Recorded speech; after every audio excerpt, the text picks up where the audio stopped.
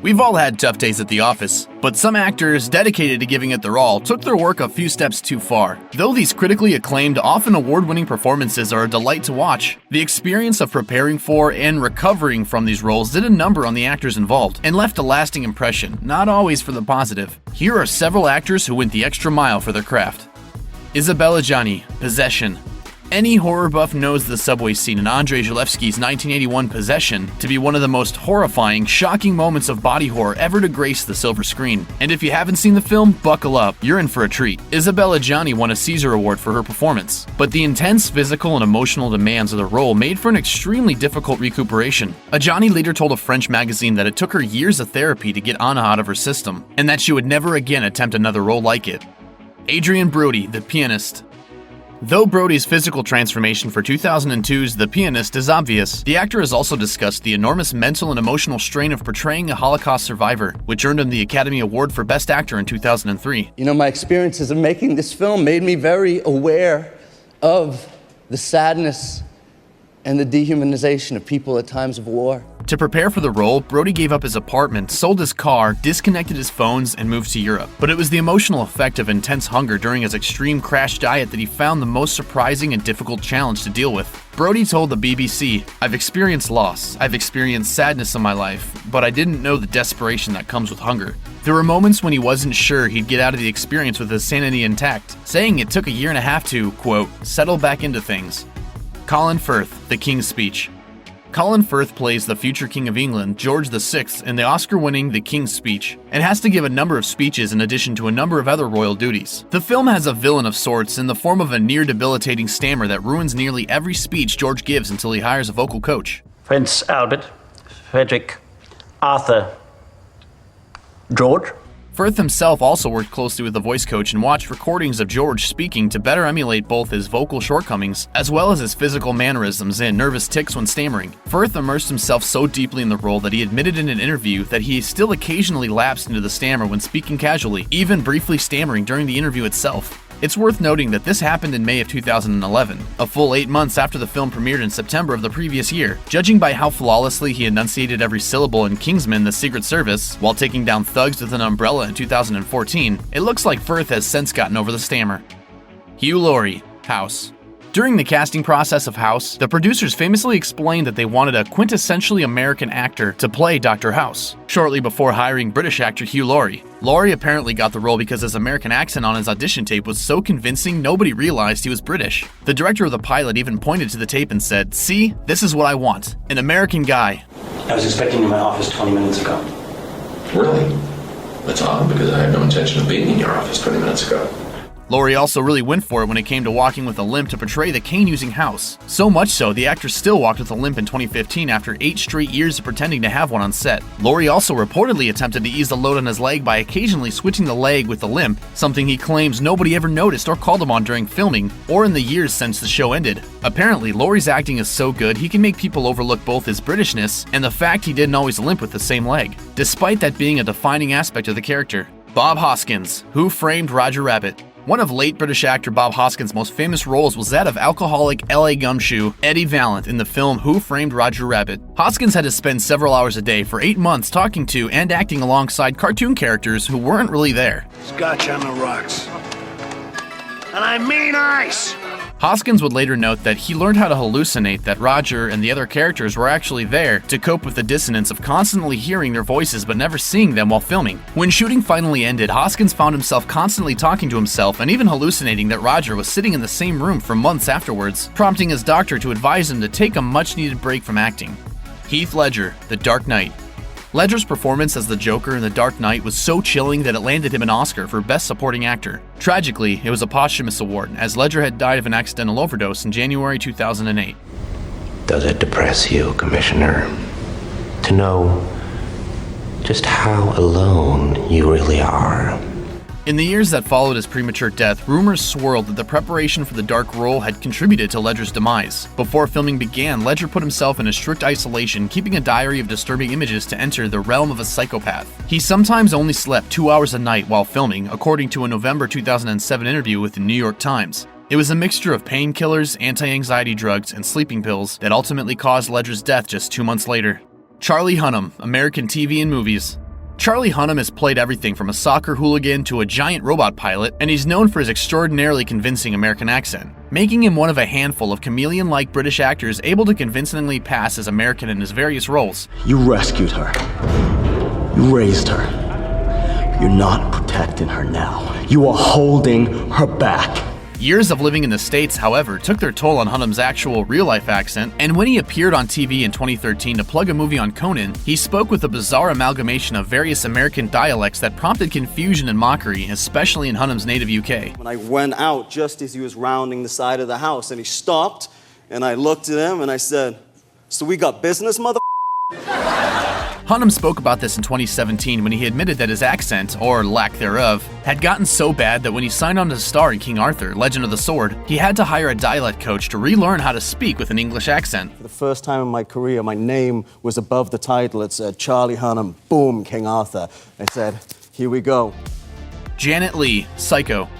Academy Award-winning actress Janet Leigh is known mainly for one role, playing the character who gets stabbed to death in a shower early on in Alfred Hitchcock's Psycho. The scene terrified millions, including Leigh. After filming Wrapped, she never felt comfortable in a shower again. In interviews, Leigh noted that she stopped taking showers after watching the scene. I still don't take showers. That's the truth. On the rare occasion she had to take a shower, she would only use it briefly while staring directly at the door, and she wouldn't even draw the shower curtain. James Cromwell, Babe. James Cromwell is the kind of actor whose appearance is so distinctive most people know his face, but not his name. He scored one of his few leading film roles in 1995's Babe, in which he was upstaged by a talking pig. But it all worked out, given that it was not only a massive hit, but it changed Cromwell's life, turning him from a guy who occasionally flirted with vegetarianism into a vegan. Cromwell has called the experience of making the film a turning point in his life, recalling in an interview with Vice that he was profoundly affected by seeing a small piglet react to being put onto a patch of grass. He said, quote, "When that little pig was put down on that big pitch and saw the blue sky and the green grass and the sea, that pig just took off and said, I don't want any part of this. I'm out." Cromwell has been an ardent supporter of animal rights ever since, especially pigs, which, understandably, now have a small place in his heart thanks to Babe and its sequel, Babe 2, A Pig in the City. I know that I'm aware of their suffering, and I know that I have an obligation to talk about their suffering and to do something about their suffering. Christopher McDonald, Happy Gilmore. Christopher McDonald isn't exactly a household name, but his performance in Happy Gilmore is so memorable that generations of filmgoers can't look at a picture of his face without blurting out, "Hey, it's Shooter McGavin!" That's just one role out of many in a solid career, but it looks like McDonald doesn't mind being forever associated with a hot-headed golf pro. McDonald told the AV Club he took the role basically because he enjoyed playing golf, and won a tournament shortly after being offered the script. He was hesitant at first, saying he wasn't eager to get back on a film set after shooting 2 movies back-to-back, but being paid to play golf and hang out with Adam Sandler seemed like a pretty sweet deal. According to McDonald, his golf game got sick, since he played for 5 hours a day, 6 days a week while filming. And, as an added bonus, now that he's synonymous with Shooter McGavin, he basically gets to play golf for free for the rest of his life. Damn you people, this is golf! Not a rock concert! Sons of Anarchy ran from 2008 through 2014, and Charlie Hunnam remained an audience favorite throughout the entire run. But what happened to him after the last episode? It seems like Hunnam hasn't been quite the same since Sons of Anarchy ended. Moving on from a role after a beloved TV show ends is never easy for an actor, especially when they've been playing that character for several years. For Hunnam, saying goodbye to Jax Teller was difficult. In fact, the way he describes the experience makes it sound as though he went through a bit of a grieving process. Hunnam was overwhelmingly nostalgic for his time on Sons of Anarchy, and he admitted that he would make up excuses to visit the set and relive his days on the show. He told Glamour, "I knew the security guards and for a couple of days said, oh, I forgot something, so they'd let me onto the set. And I'd just walk around at night because I wanted to be in that environment and go through a personal process of saying goodbye." For 6 years, Hunnam knew that he had a secure paycheck as Jax Teller. But once the show finished its run, he was responsible for making big decisions about his next career-defining move, and he felt very intimidated by the process.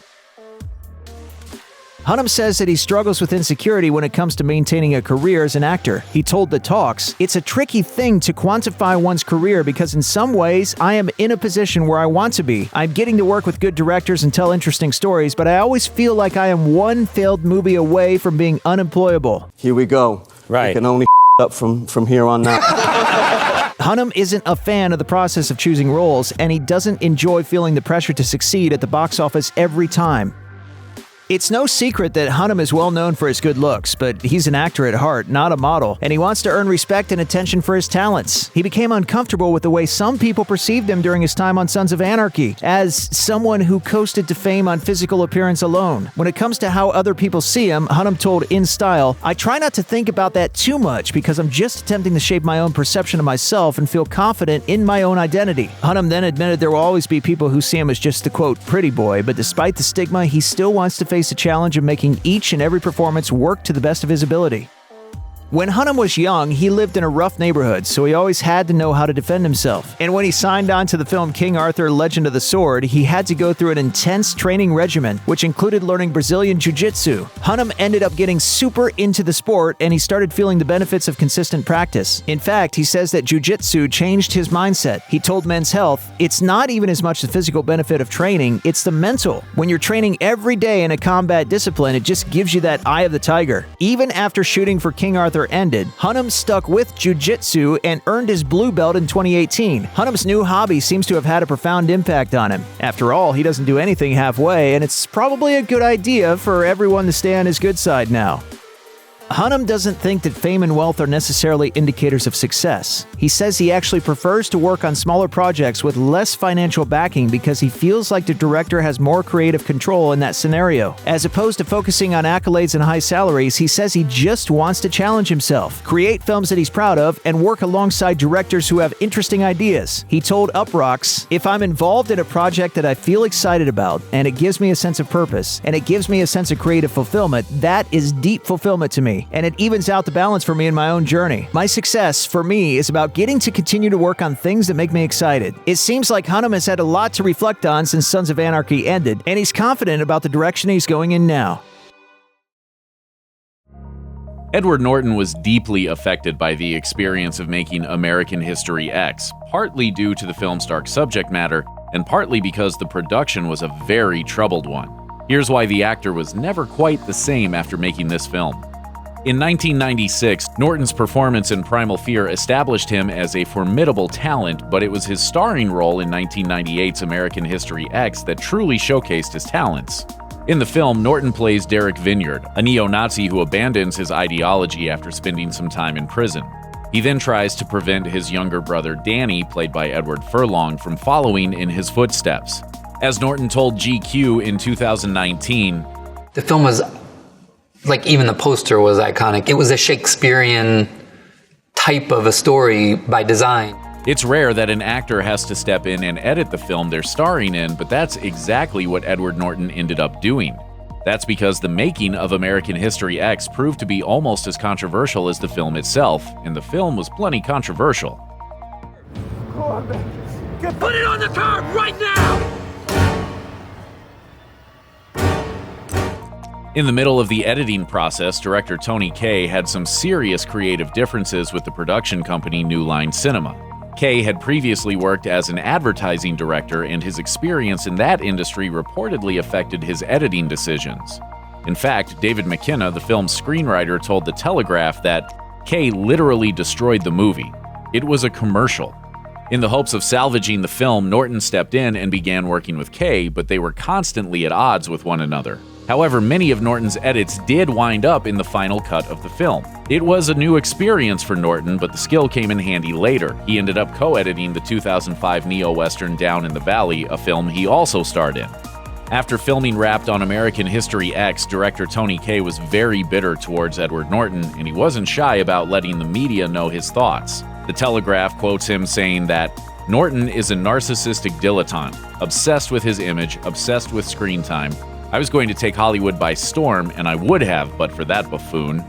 Keep in mind, Kaye doesn't seem particularly modest himself. I'm a storyteller, so making a television commercial is telling a story of sorts. Thanks to all the drama behind the scenes during the filming of American History X, Norton earned a reputation for being difficult to work with, but the actor rejects that characterization. As he told The Telegraph, difficult is really a question of semantics. You can use that word, or you can say rigorous, committed, you can put it other ways. And I'll tell you a very true thing. None of what I would call the genuine talents I've worked with, directors, have ever called me difficult. In a 2014 interview with Dan Rather, Edward Norton confessed that making American History X was really hard. It was a guerrilla kind of experience. Norton put in some serious hours at the gym to convincingly play Derek. As Men's Workout reports, the actor gained 30 pounds of muscle in just 3 months. The magazine quotes Norton as saying, "I knew this guy was going to have to be really physically fearsome and defined by rage, arming himself against his own emotional pain, and this body he's created is the physical manifestation of that." After the film was released, people suddenly perceived Norton as bigger, stronger, and more intimidating. As he said on The Tim Ferriss Show in 2016, doing that film created the strangest distortion of perception on me. He went on to say, "It's unbelievable the degree to which that film and the magic of camera and art and black and white photography and all these things made a lot of people think that I was a larger and tougher person than I am." It sounds like Edward Norton has never been too concerned about box office returns. He'd much rather participate in films that make a real cultural impact. To hear him say it, American History X is a film that really managed to capture the zeitgeist, and he's proud to have been a part of it. In 2010, he told Slash Film, "A lot of films are more successful financially than Fight Club or American History X, but those films meant more to people and continue to. To me, if I can make a couple of films that, looking back, people say, yeah, that's what our generation felt like at that moment, that's a good document, then I'm content." In a 2016 interview with BET, Norton was asked whether he thinks the issue of racism has changed since making the film in 1998. He responded, "To a degree we're not often comfortable acknowledging, this current of racism sits under the surface." He added that anxiety is often the cause of those feelings, saying people, quote, have anxieties and they look for a target. Derek goes through quite a dramatic personal transformation in American History X, and that journey is one of the things that really excited Edward Norton about the character. As he told Charlie Rose in 1998,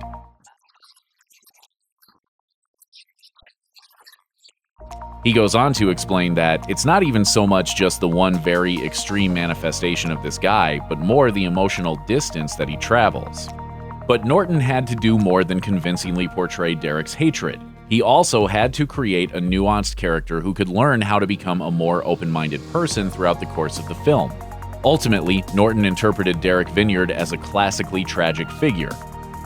Let's look at someone who ruins all of the potential in his life because of rage.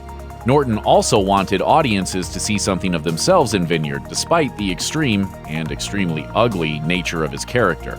In 1999, he told The Guardian, "An all too common reaction to something like racism is to hate the act so much you dismiss the person. But in this film, you're forced to confront the complexity of the character and his tragedy." Watching American Horror Story is scary enough, but how does the cast feel as they bring these stories to life? AHS seems to make a permanent impact on its stars, sometimes for the better and sometimes for the worst. Here's how the show has changed these actors' lives. In the early years, Evan Peters was basically the face of American Horror Story. He started out playing Tate Langdon in the first season and went on to star in 7 more seasons of the creeped out anthology show. It seemed like Peters would always be in the cast, but that didn't turn out to be the case. In 2019, Peters shocked fans with the announcement that he wouldn't be returning for 1984, the 9th season of AHS. I'm making hard choices every day. Honestly, he probably didn't miss out on much. I just needed to get each one of you alone with me. Why?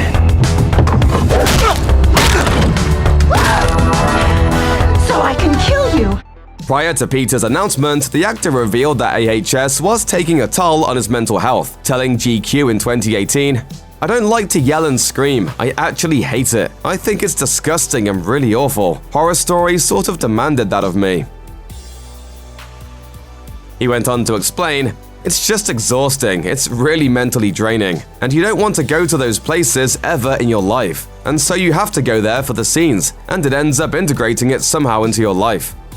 Jessica Lange began her stint on American Horror Story in Season 1, portraying Constance Langdon, Tate's malignant mother. The role ushered in a whole new phase of Lange's career, winning her a second Primetime Emmy. She stuck with AHS for 3 more seasons, eventually returning for Apocalypse to reprise her role as Constance. Honestly, no one plays an intimidating matriarch quite like her.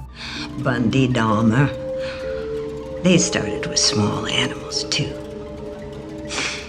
Until they graduated.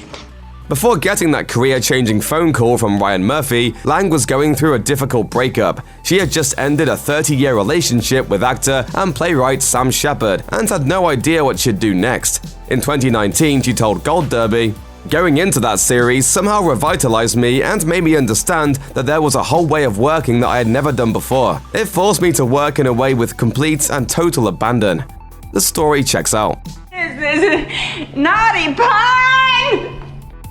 Emma Roberts was tired of being typecast. She felt like casting directors only saw her as a girl-next-door type. So when Ryan Murphy offered her the role of powerful witch Madison Montgomery, she leapt at the chance. We submit to you, body and soul, the Lord of the Underworld. We offer you our obedience and everlasting devotion. Playing Madison clearly gave Roberts a new sense of confidence. As she told Collider, "It's definitely made me more of a fearless actress. Things I would normally say no to, I'm more like, bring it on." Her stint on AHS has certainly opened doors for her too. In another interview with Collider, she noted, "I remember before Madison, I would go up to parts and they'd be like, she's too sweet or she's too nice. Now after Madison, no one says that." It's easy to see why. I mean, why wait for some phony happily ever after when you can have your peace now, I say. What about you, Luke?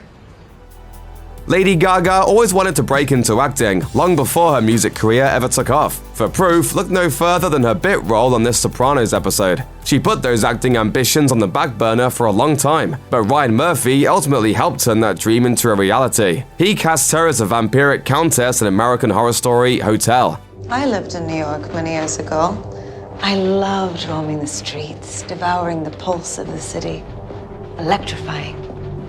As Murphy told Billboard in 2015, she has always wanted to be an actress. She studied it in college, but she was too terrified to go on auditions.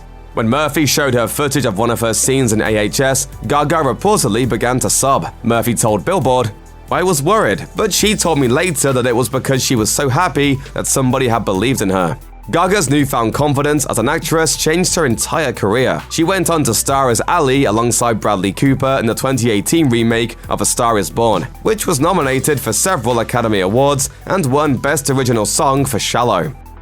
American Horror Story Freak Show wouldn't have been complete without Twisty the Clown. The terrifying character was played by actor John Carroll Lynch, and it was his first time ever working on the show. The character had a rather nasty habit of sneaking up on people and killing them, and the fact that Twisty barely spoke a word made him all the more frightening. That proved to be quite an actorly challenge for Lynch, who had to rely solely on body language for the performance. As he told Collider in 2014, "There are a lot of things that I've never tried before because the character is silent. There was the challenge of being told, there's almost no dialogue and we're going to take away half of your face. Let's see if you can act in those circumstances." Judging by his nightmare-inducing performance as Twisty, would say he nailed it and became a more versatile actor in the process. In 2018, Cody Fern joined American Horror Story for Apocalypse. He memorably played Michael Langdon, otherwise known as the Antichrist. To prepare for the part and get into the mindset of a ghoulish entity like Michael, Fern spent lots of time reading up on theology, psychology, and philosophy. Michael has been Fern's biggest role to date, and apparently, Fern still hasn't entirely moved on from the character. In June 2019, he told Gold Derby, "People have more of an interest in the darker aspects of life, and I think it's very much about trying to understand the darkness within ourselves." I'm a serious actor. For 8 years, Hugh Laurie starred in the title role in the Fox medical drama House. But despite becoming an international celebrity, he isn't chasing success for its own sake. Here's why he hasn't been the same since House. For an actor, not every day on the job is glamorous and exciting. Sometimes it can feel a little repetitive. So after nearly a decade playing Dr. Gregory Health, Hugh Laurie definitely wanted a change of scenery. He still enjoyed playing the role all the way through to the final season, but the routine was starting to get monotonous, and he wasn't sure if he was really cut out for that kind of commitment anymore. As the final season was airing, he told The Telegraph, "You know, we have done 170 episodes now, I think. That's about 50 to 60 feature films worth. You want a break, you really do." So Laurie's first order of business after House wrapped was to take a long break from acting. He ended up spending a full 3 years away from Hollywood, save for a few small exceptions, like lending his voice to the video game Little Big Planet 3. He finally got back in front of the camera in 2015 for the Disney film Tomorrowland. He loved playing House, but he often felt like he was working himself to the bone on set. Getting up at 5 a.m. for a 16-hour workday was not uncommon, and he stuck with this schedule for nearly a decade. No wonder he needed an extended vacation once the camera stopped rolling. How are things in hell? Is the humidity the big issue?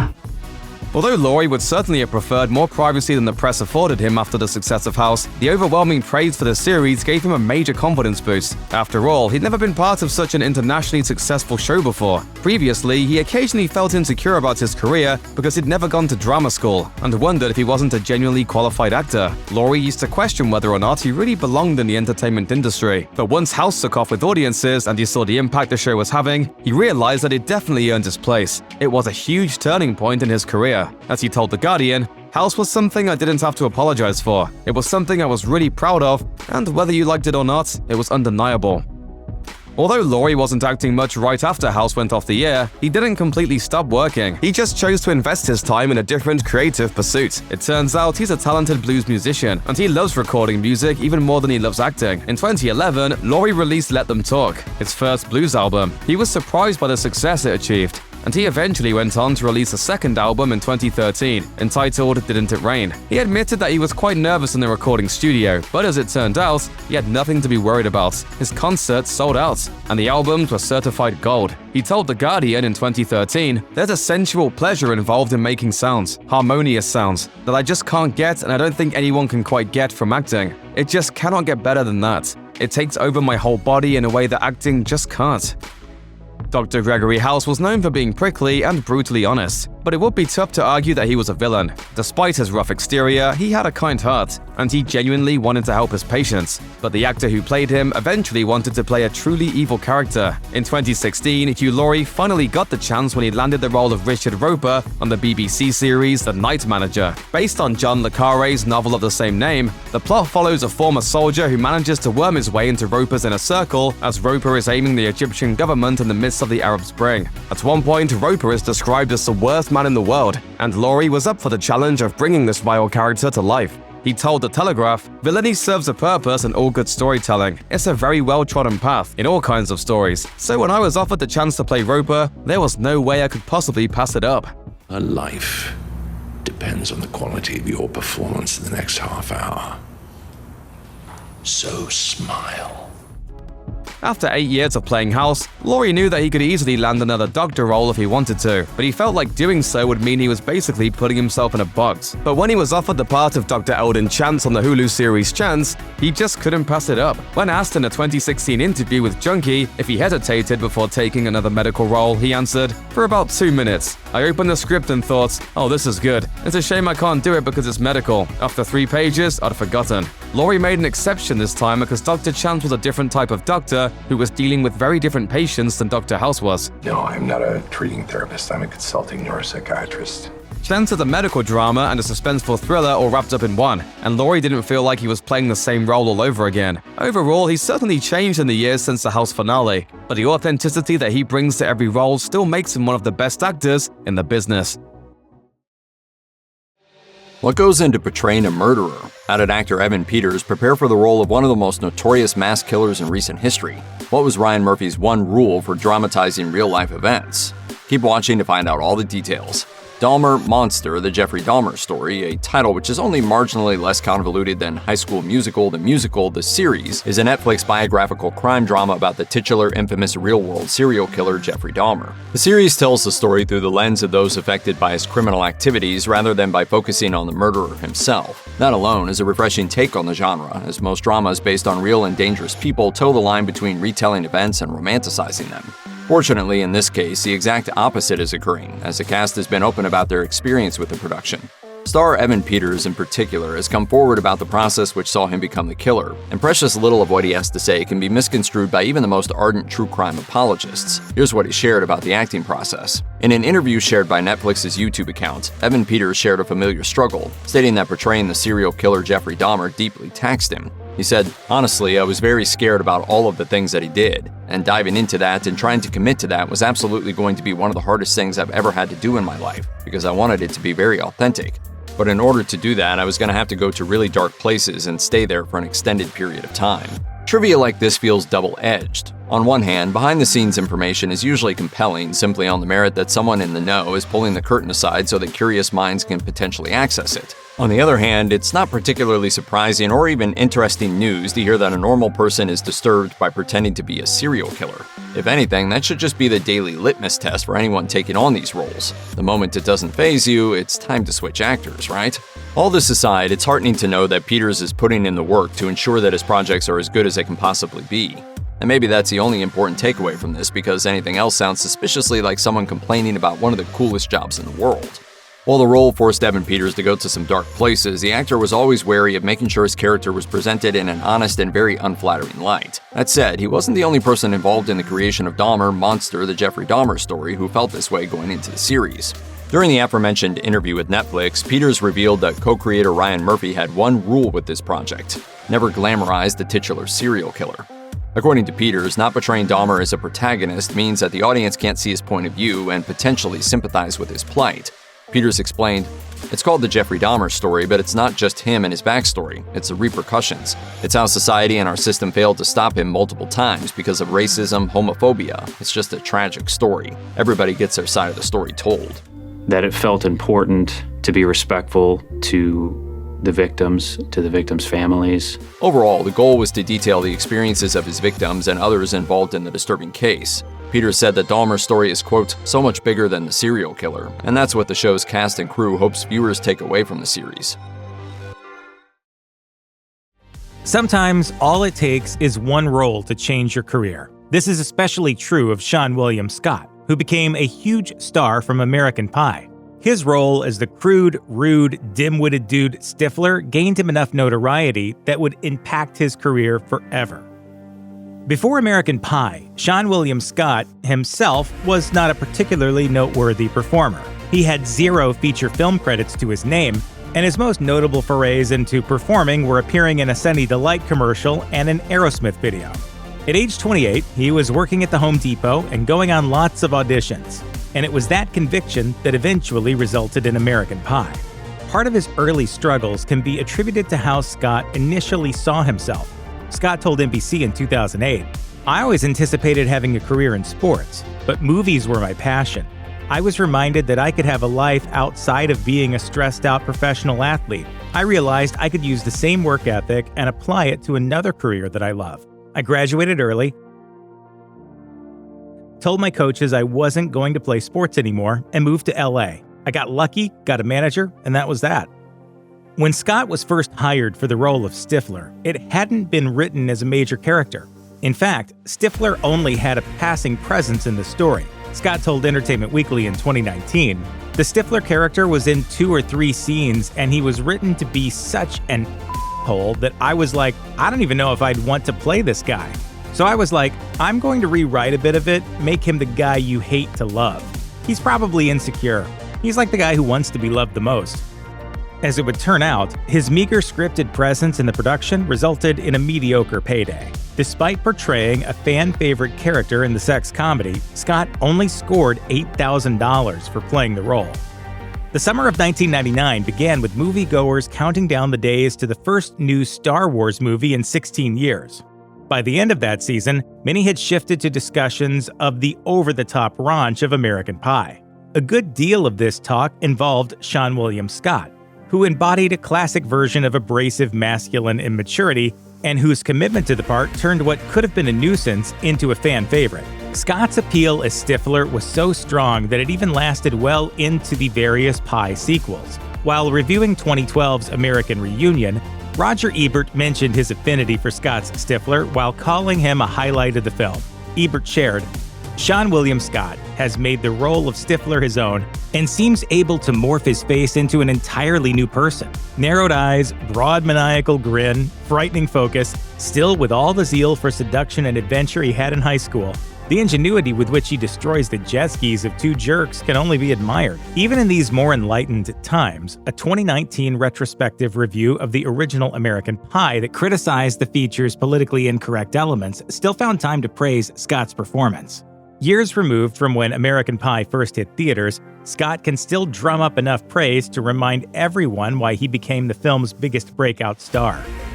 In the wake of American Pie, Scott's status as an actor was significantly elevated. His first appearance in 2000's original Final Destination was a brief one that had him meeting a graphic demise on screen. After that, Scott headlined the Todd Phillips feature Road Trip, another raunchy comedy that cast him among a group of students who hit the road in pursuit of sexual delights.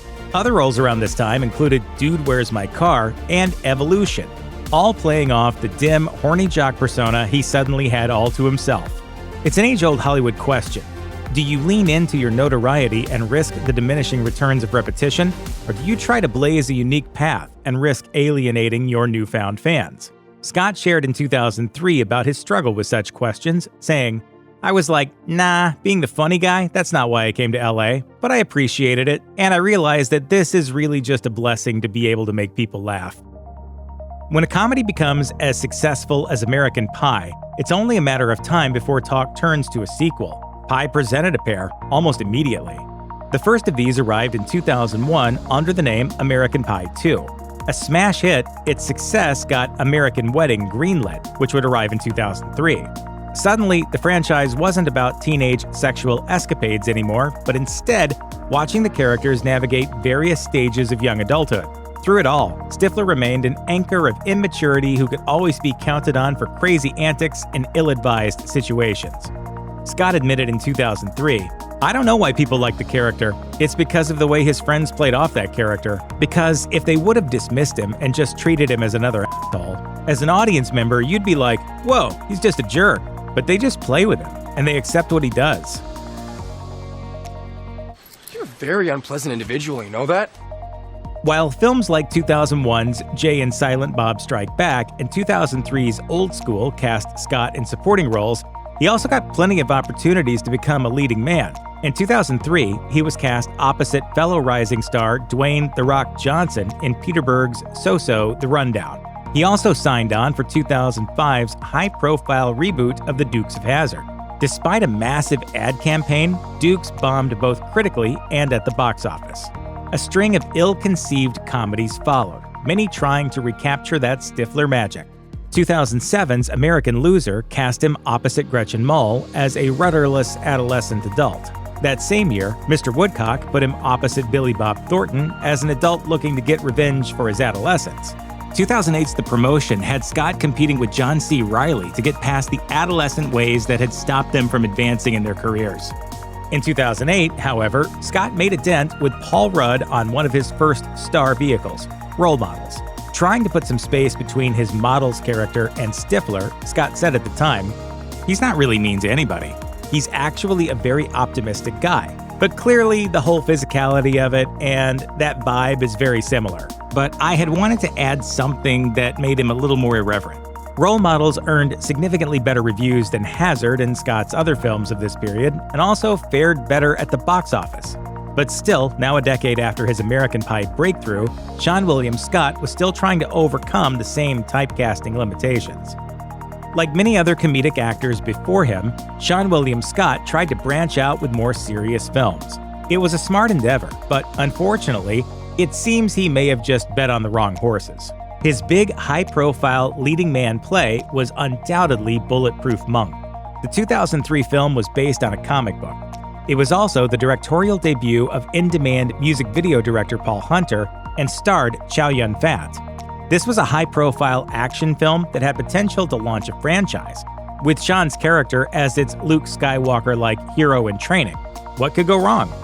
To answer that question, ask yourself, when was the last time you heard anyone talk about Bulletproof Monk? Around the same time, he signed up for what was a very in-demand movie, Southland Tales. It was filmmaker Richard Kelly's feverishly anticipated follow-up to Donnie Darko, a movie that seemed to have announced the arrival of Hollywood's newest auteur. Unfortunately, the production became notoriously troubled, the film was rumored to be largely incoherent, and after years of delays, was released with little fanfare. In more recent years, Scott has appeared in the grisly thriller Bloodline and the crime drama Already Gone, but neither of them fared much better.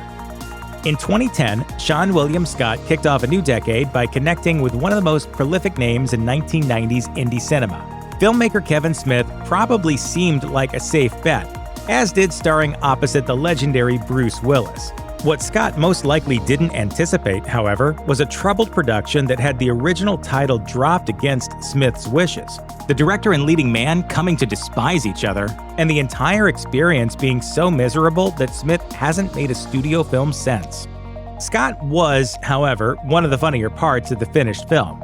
Despite Cop Out faring poorly with critics and the box office, it did earn the actor a dream role. Well, maybe. Smith even considered his collaboration with Scott to be the inspiration he needed to push Hit Somebody, a hockey comedy based on a Warren Zevon song, across the goal line. In 2010, Smith explained, "Seann, for me, was the key into the character. This dude has something in him that you can just see hang so well on Buddy. He's got some pain that's going to work out well." As you may have guessed, Hit Somebody has still not made the leap from the page to the silver screen. It was going to be 2 movies, then 1 movie again, then a miniseries, and eventually Smith just read the script on his podcast in 2018. Whether the film is ever resurrected, and whether Scott will still play the part, seems doubtful at this point. Fortunately, if you want to see Scott in the world of hockey, we still have his 2 Goon films. In 2013, Seann William Scott returned to the role that had made him a household name with American Reunion. It was the 4th installment of the franchise and had the American Pie gang return for more raunchy escapades. This gave Scott the opportunity to return to the role of Stifler, now a decade older but only marginally wiser. Yeah, that's perfect. Scott didn't need any compulsion to come back to the franchise that made him. In fact, according to him, it was his idea. He shared, "It was a long time in the making because I pitched the movie 3 years ago. The idea of bringing everybody back for a high school reunion. I said 3 years ago, wow, how much fun is it going to be to play Stifler in his 30s? It was a blast." 2 decades after his American Pie breakthrough, Scott is still a working actor. Although it's hard to argue that any of his several dozen roles has come close to Stifler as far as mass appeal and awareness.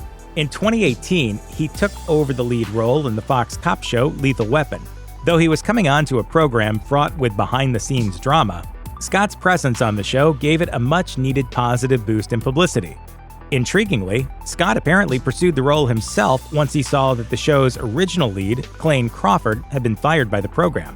Though Lethal Weapon with Scott in the lead role lasted just 1 season, that wasn't the end of his TV work. Later in 2021, he'll be back on the Fox network with Welcome to Flatch, a docu-comedy that aims to be The Office for small-town America. A comedic project, Flatch seems like it could represent a fundamental shift in Scott's career, as he plays an authority figure in the lives of some younger troublemakers. Perhaps this is the beginning of Seann William Scott reinventing himself as a middle-aged actor whose days of frivolity are behind him. It has now been well over 2 decades since Scott's life was changed forever through the antics of Stifler in American Pie. Though it has had its ups and downs, he has insisted that he has no regrets about the career-launching role. Scott said in 2018, "I didn't think Martin Scorsese was going to cast me in his next movie. I understood why I wasn't getting cast for other things.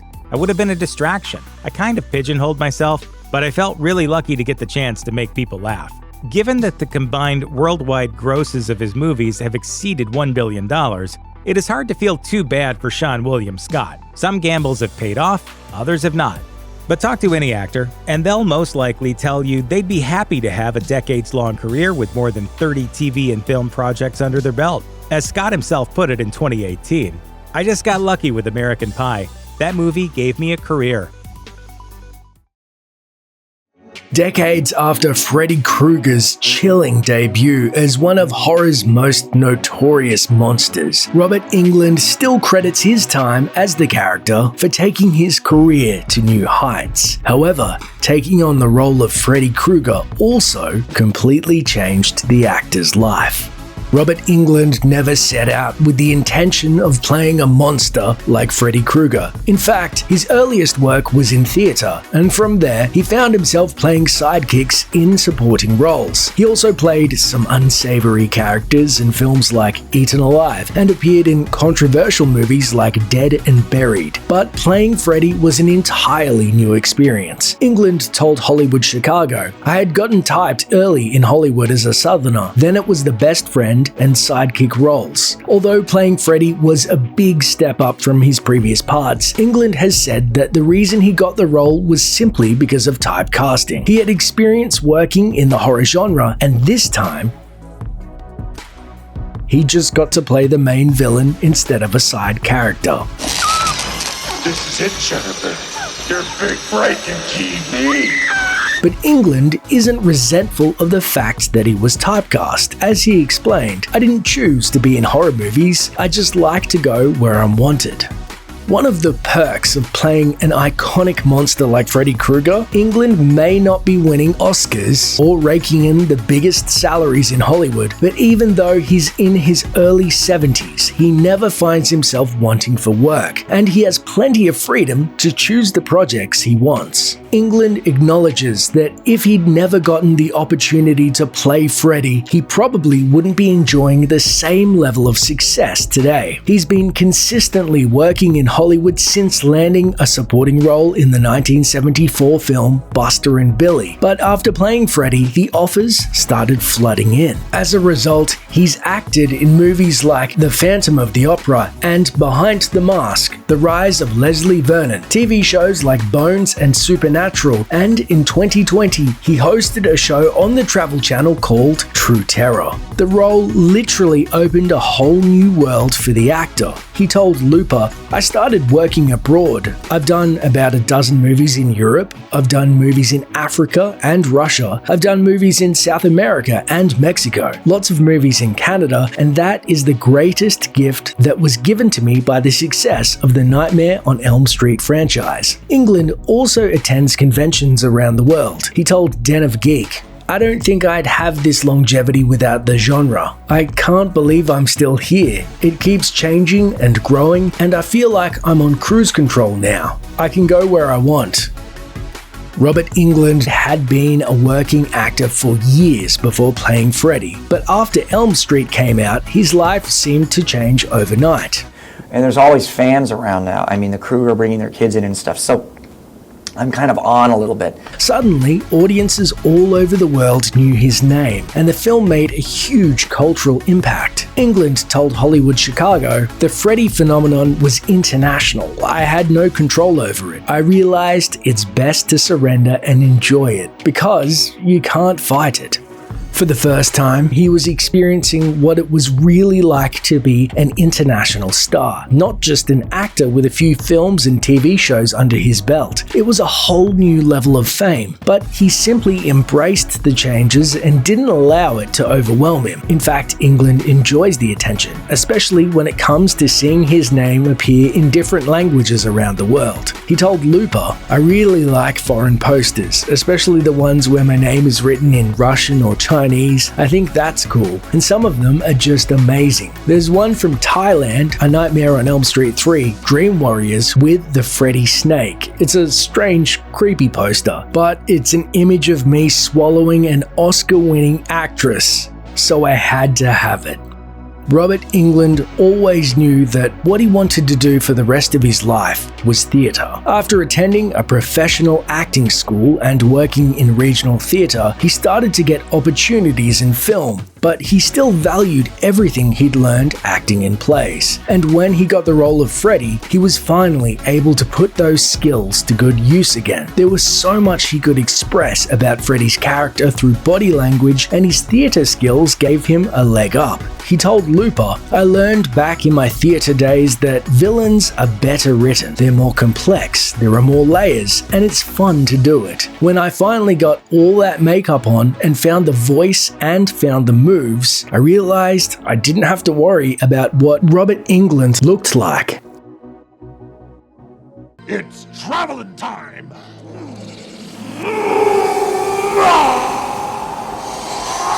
Fear seems to be an international language. England realized just how well the narratives in films like Elm Street could translate across cultures when he saw the worldwide response to the film. There are certain primal terrors that affect all of us, no matter where we're from, and Elm Street played on those emotions. The thought of someone attacking you in your sleep when you're most vulnerable and totally defenseless is an ancient fear, one that we've lived with since humanity's caveman days. England told Movie Hole, "These movies have traveled so well, you don't really need subtitles with them, because they're not that culturally specific. Everyone has this great primal basic hook hook, which is the nightmare, the bad dream, so people can identify with these films. Following Elm Street's success, England accepted more offers to work on films shot abroad, where he was able to indulge his love of travel and history. The actor has worked on movies shot everywhere from Italy to Israel, and he's always been very grateful that playing Freddy opened up those doors for him. In fact, he says that nowadays, he often prefers working abroad. He told IGN, "I would never have been able to go down into the caves in the Dordogne region and seen the original Neanderthal graffiti. I would never have been invited to Lake Balaton in Czechoslovakia. I never would have spent 6 weeks putting my makeup on in the same room that Rasputin was shot in. These are all the things that happened because I'm Freddy Krueger. Pure and simple." Although England is certainly best known for his work in horror films, he also enjoys comedy. Unfortunately, the fact that his name and face were so strongly associated with Freddy Krueger in the 80s and 90s meant that comedy directors weren't exactly knocking on his door and asking to work with him. Audiences knew him as a villain, not a comedian, and England knows that he missed out on some roles because of it. I'm sorry I kept scaring you, but I work on commission. And worth every penny! But at the end of the day, he's come to accept that it was all for the best. England admitted to IGN, "I think in the middle 80s there were a couple of gigs in comedy, both as an actor and director, that I lost because I was so connected with Freddy Krueger. I wish it hadn't happened." However, he has no regrets about pursuing work in the horror genre and sacrificing some comedic roles because of that decision. After all, no actor can really do it all, and in the long run, his career decisions have clearly worked out in his favor. If you ever found yourself lying awake at night after watching Elm Street, afraid to close your eyes because Freddy Krueger just might show up in your dreams, you're in good company. Elm Street has resulted in plenty of sleepless nights for audiences over the years, as well as a few cast members. In fact, England himself admits that he's had nightmares in which he's Freddy. Wait a second. Now let me get this straight. You're having nightmares about Freddy?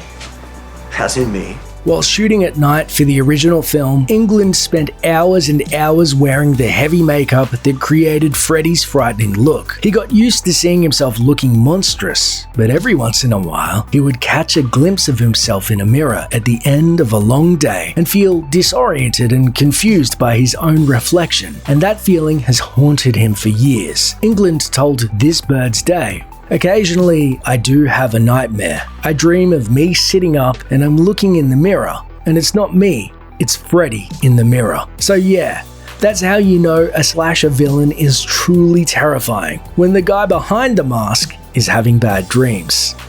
At this point, you could definitely consider Robert Englund to be an expert on horror films in general. The genre is certainly in the midst of a modern resurgence, and Englund says that after so many years of playing creepy characters, he's developed an eye for which films will be successful and which ones will flop. So what qualities can really make or break a horror movie? According to Englund, it all depends on whether or not the film offers something genuinely unique. He told Flavorwire, "If something is good or original, it does eventually get discovered. It can take a while, but it will rise to the surface." And as you might expect, England is glad that horror is finally getting the recognition and respect that he's always believed the genre deserves. Back in the 1980s, he found himself defending horror films for their artistic merit because they weren't taken as seriously, and now the genre has entered a whole new era.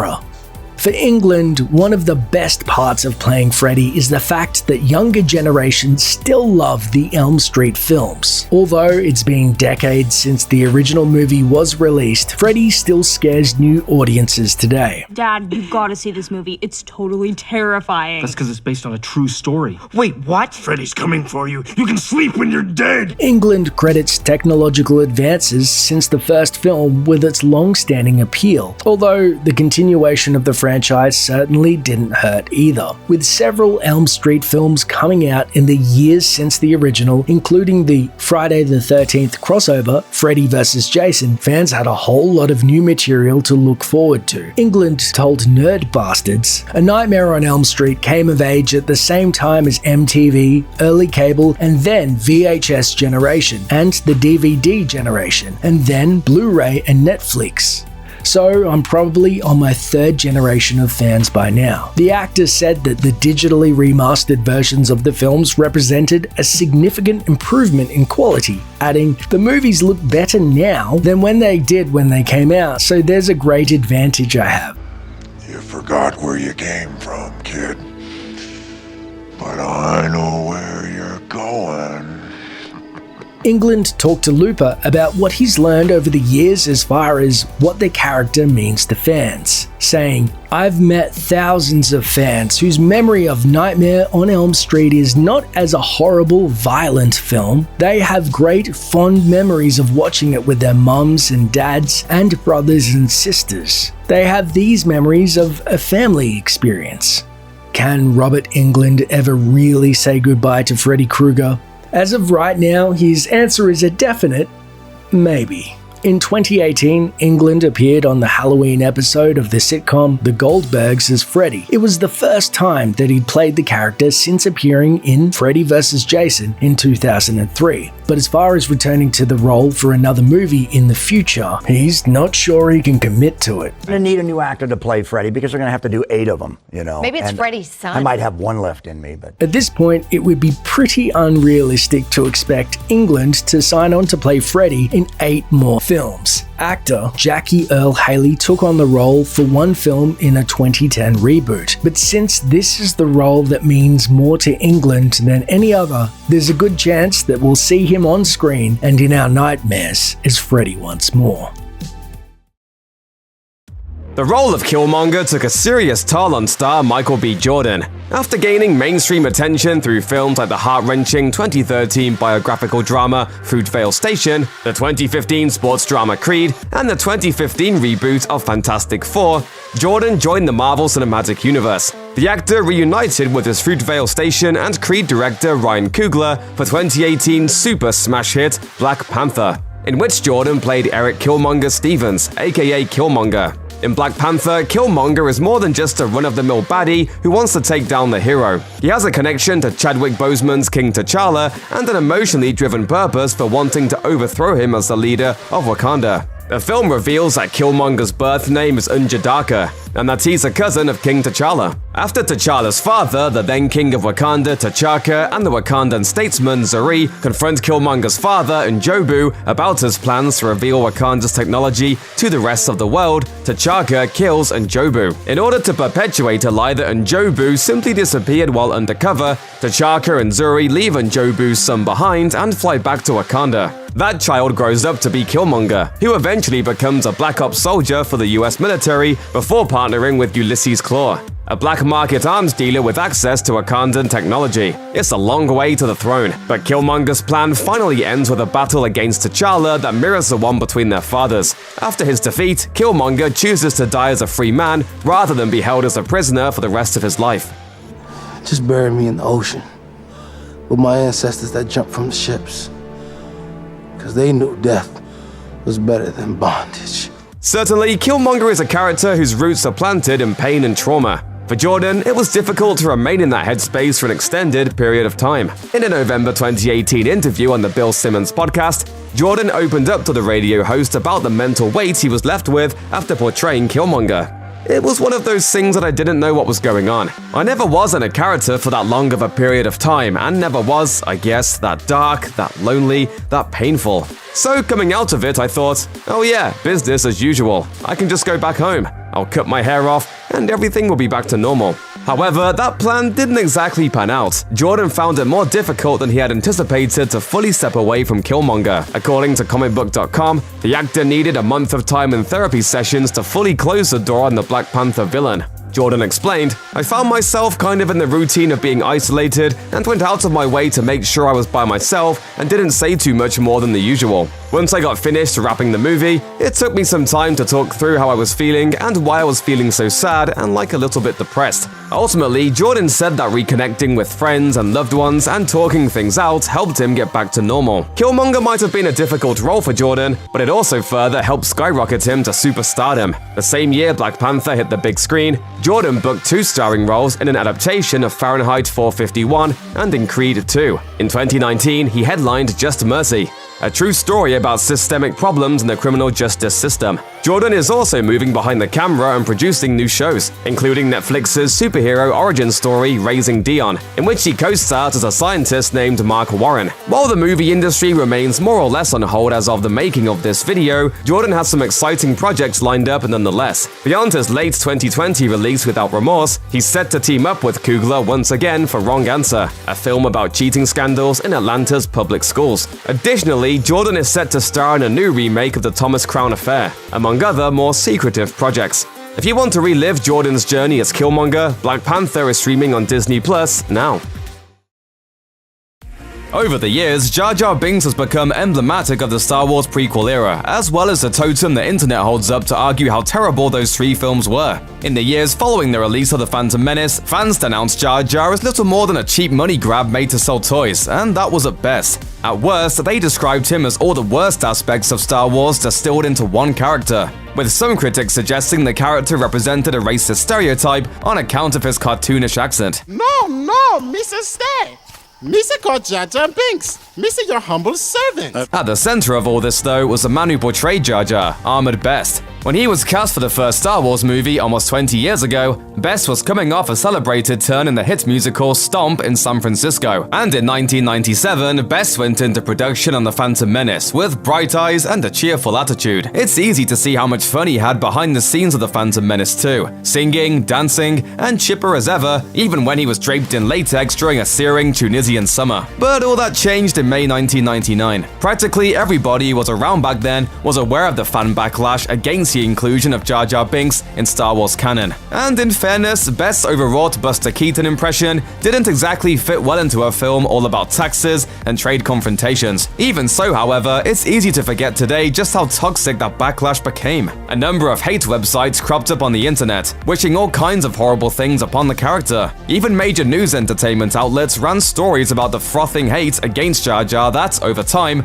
gradually became more and more disturbing. Some Star Wars fans even led calls for Gungan genocide. Comments which were probably intended to be humorous, but which nonetheless feel particularly unfunny in this day and age. It's not that Jar Jar Binks was just unliked or even hated, it's that so many people relish the idea of exterminating something that only existed as a fictional construct. To his credit, George Lucas warned Best ahead of time that there might be anger in response to Jar Jar, the same way there had been to the Ewoks in Return of the Jedi. And for what it's worth, Lucas also publicly defended Best when the backlash turned out to be much, much worse than either of them could have imagined.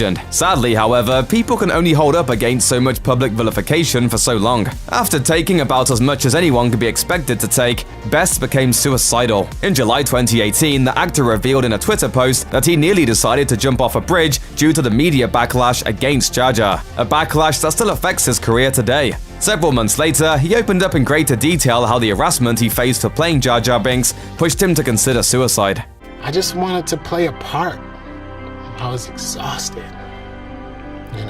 Over the last 20 years, Star Wars fans have had plenty of time to reflect on the successes and failures of the prequel movies. And for many of the people who were around when The Phantom Menace was released, it's given them a chance to realize that Jar Jar isn't exactly a treasonous crime against Star Wars. With that reassessment came empathy. And in the online responses to Best's confession, many apologized for getting wrapped up in the frenzied fever of Jar Jar hate. Fortunately, Best's bad experience with the Star Wars universe hasn't put him off making a long overdue return. In 2020, Lucasfilm will debut Star Wars Jedi Temple Challenge, a kids game show featuring a range of physical challenges and contests. All of it will be hosted by Best himself. Still though, it's lucky things turned out so well. Sometimes it's easy to forget that the Star Wars movies are made by people with real lives and feelings, performing their craft earnestly in good faith. Best's story is proof that everyone would be far better off if fans took that to heart.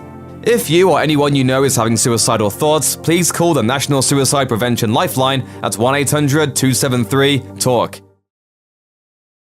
Tom Holland is one of the biggest young stars in Hollywood today. The 25-year-old actor was catapulted into international stardom when he first suited up as Spider-Man in 2016's Captain America: Civil War. Joining the Marvel Cinematic Universe is a surefire way to join the Hollywood A-list, and Holland was no exception. All right, kid.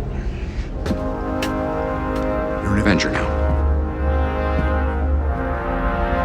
Since becoming an Avenger, the British actor has had the chance to show off his acting chops in various non-superhero films, including the gritty war drama Cherry. This 2021 flick proved to be Holland's biggest departure from the wholesomeness of the MCU. It follows a young former soldier who struggles with PTSD after returning home from fighting in Iraq. Playing such a troubled and nuanced character was quite the challenge for Holland too, who has since revealed just how much of a toll the film took on his health. In an interview with British GQ, Tom Holland revealed the health difficulties he faced filming Cherry. Production began with the scenes depicting Holland's character in the throes of addiction, and his appearance had to reflect that, revealing that his trainer told him to eat only 500 calories a day and run 10 miles. Holland remembered, "I lost around 27 pounds by running in a bin bag every day." While this would be a difficult turn for any actor, it was made worse by the need to bulk back up again for his scenes as an army medic. Holland shared, "It was brutal. I got very sick actually, and it's changed my relationship with food completely." The experience was so grueling that Holland has sworn off doing anything similar in the future. In the same interview with GQ, he said, "I think I would find it very difficult to find a role that would warrant that sort of abuse on my body again." Holland elaborated, "This role took me to some of the darkest places I have ever been, emotionally, physically, anythingly. I would never go back there again, not for anyone. I am pleased I did it, but that door is now closed and locked." Engaging in such an intense physical transformation for a role is difficult for any actor. While Holland may not be taking on such projects again, many other actors have undergone brutal transformations for the sake of their art.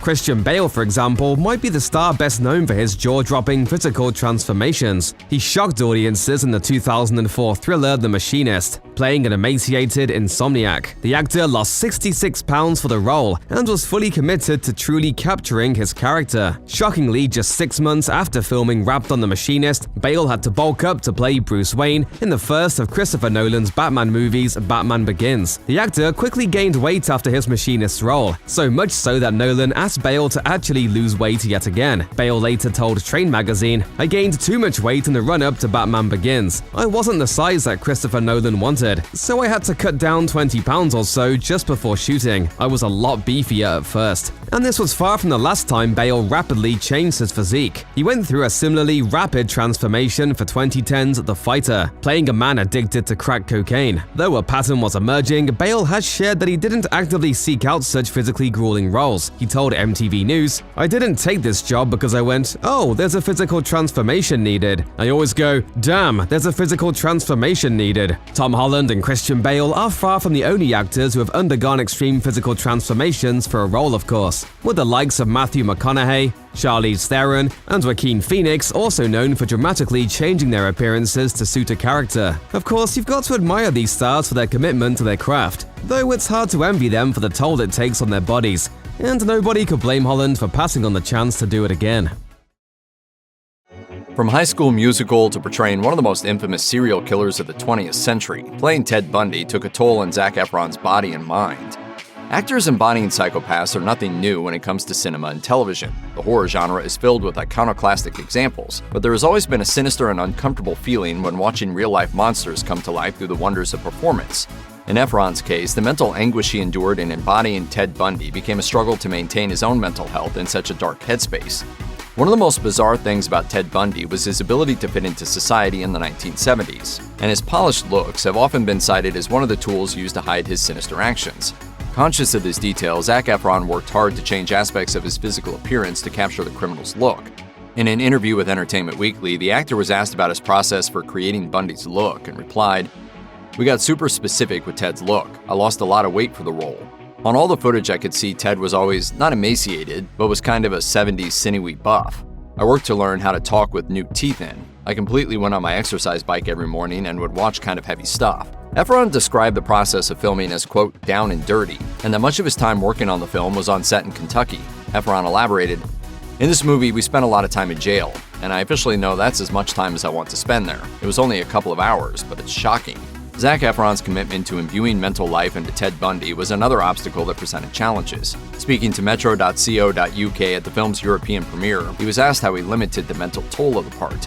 He replied that needing to remove himself from his character so strictly was a new experience for him, and that it was incredibly difficult. He elaborated, "I would like to say I separated myself successfully, but I couldn't."